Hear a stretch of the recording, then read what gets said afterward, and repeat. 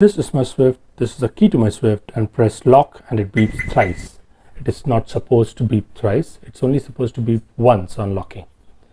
When it beeps thrice, it most probably means that the bonnet is open, but in this case you can see the bonnet is not open. It's just that the security system thinks that the bonnet is open. Why does it think so? We'll look at it in this video. We'll open the bonnet first.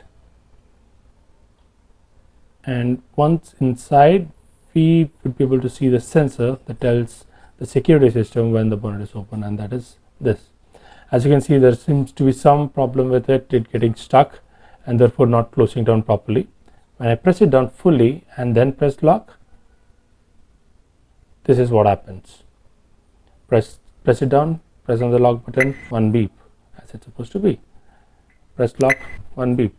So there seems to be some problem with this sensor or the spring in this sensor, and a bit of jiggling around, and it's as good as new.